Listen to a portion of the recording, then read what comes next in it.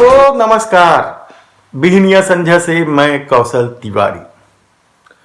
छत्तीसगढ़ में इस साल के आखिरी में चुनाव है और क्या भूपेश सरकार को बदनाम करने के लिए ईडी की छापेमारी की कार्रवाई हो रही है।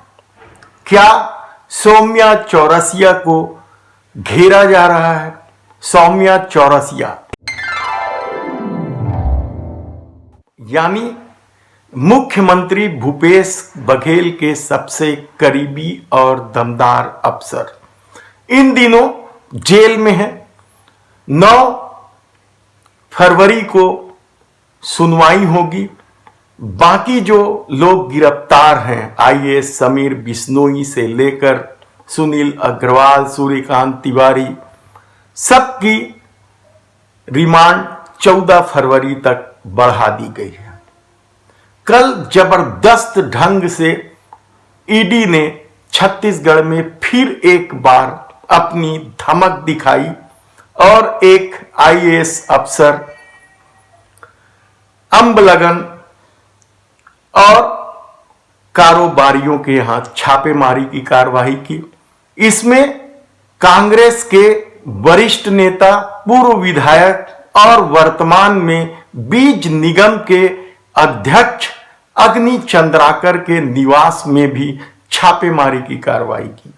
लेकिन इस सबसे भी महत्वपूर्ण छापेमारी की कार्रवाई हुई विपुल पटेल और अनुराग चौरसिया। हालांकि एक कारोबारी स्वतंत्र जैन के यहां भी छापेमारी की गई, लेकिन विपुल पटेल और अनुराग चौरसिया कौन है? इनके खिलाफ ईडी ने छापेमारी की कार्रवाई कैसे की? क्या इनके तार सौम्या चौरसिया से जुड़े हुए हैं? क्या सौम्या चौरसिया को घेरने के लिए अब ईडी ने पूरी ताकत लगा दी है और उनके रिश्तेदारों के यहां छापेमारी की जा रही है? ये सवाल इसलिए उठ रहे हैं क्योंकि विपुल पटेल सौम्या चौरसिया की बहन के देवर है। इनके यहां जबरदस्त ढंग से छापेमारी की गई और कहा जा रहा है कि नकदी तो नहीं मिली है ज्यादा कुछ, लेकिन कागजात मिले हैं।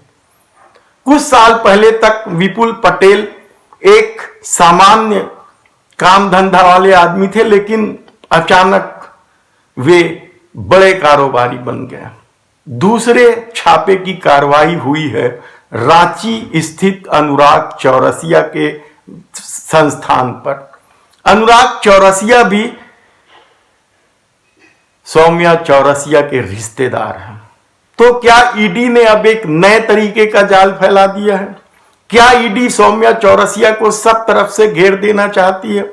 और क्या सचमुच प्रदेश सरकार को बदनाम करने की कोशिश में, अस्थिर करने की कोशिश में ईडी की तमाम कार्रवाई हो रही है? यह सवाल इसलिए उठ रहे हैं क्योंकि कल छापे के बाद छत्तीसगढ़ के मुख्यमंत्री भूपेश बघेल ने कहा कि हमने तो पहले ही कह दिया था कि अब चुनाव है, इसलिए ईडी यहां डटी रहेगी, उनका आना जाना लगा रहेगा। छत्तीसगढ़ सरकार को बदनाम करने और अस्थिर करने की कोशिश जारी रहेगी ताकि 2023 दिसंबर के आसपास होने वाले विधानसभा चुनाव में भारतीय जनता पार्टी मुकाबले में खड़े हो सके। बड़ी बुरी स्थिति है, ऐसा कांग्रेस का दावा है भाजपा का। भाजपा दर्जन भर सीट पे सिमट चुकी है और उनके पास कोई मुद्दे नहीं है। भूपेश बघेल ने आत्मानंद स्वामी के नाम से जो अंग्रेजी माध्यम के स्कूल खुले हैं, नरवा गरवा घुरवा बारी, बिजली बिल हाफ और समर्थन मूल्य से भी अधिक कीमत धान की खरीदी में दे रहे हैं। उसके बाद क्या भारतीय जनता पार्टी भूपेश बघेल से मुकाबला कर सकती है? ऐसी परिस्थिति में दो बातें साफ तौर पर छत्तीसगढ़ की राजनीति में दिख रही है। एक धर्मांतरण का मुद्दा और दूसरा ईडी का आमद। ऐसी तमाम परिस्थिति को लेकर कई तरह की चर्चा है, लेकिन कल जिस तरीके से जिन लोगों के यहां छापेमारी की कार्रवाई की गई वे सत्ता से जुड़े महत्वपूर्ण लोग हैं, चाहे स्वतंत्र जैन हो, विपुल पटेल हो, अग्नि चंद्राकर हो, या फिर अनुराग चौरसिया हो, या आईएएस अमलंकर हो। कहा जा रहा है कि जूनियर हैं मिसेस अमलंकर, वो भी आईएएस हैं, उनको एक पोस्टिंग को लेकर सौम्या चौरसिया ने खेल खेला था। सौम्या चौरसिया पर इस तरह के कई तरह के आरोप है। रेडी टू ईट डीएम में फंड से लेकर कई तरह के मामले सामने आने लगे हैं। शराब से लेकर दूसरे मामले की भी चर्चा छत्तीसगढ़ में है। ऐसी परिस्थितियों में सौम्या चौरसिया को क्या पूरी तरीके से घेरने की कोशिश में लगी ईडी अब उनके रिश्तेदारों को निशाना बना रही है? ऐसे कितने ही सवाल हैं। जबकि अग्नि चंद्राकर के बारे में कहा जाता है कि वे भी सूर्यकांत तिवारी के रिश्तेदार हैं और उनके राजनीतिक भविष्य का क्या होगा, इसे लेकर अब सवाल उठने लगे हैं। इन तमाम परिस्थितियों को देखते हुए, हालांकि ईडी ने अभी कोई आधिकारिक पुष्टि नहीं की है इन पूरे छापामारी को कि क्या मिला, कैसे कुछ इनपुट मिला, ये सब नहीं हुआ, लेकिन कहा जा रहा है कि आने वाले दिनों में और भी आईएएस निशाने पर होंगे। इनपुट मिल चुका है, लगभग दर्जन भर आईएएस अधिकारी हैं जो ईडी के निशाने पर है और जिनके यहां कभी भी छापेमारी की कार्रवाई की जा सकती है।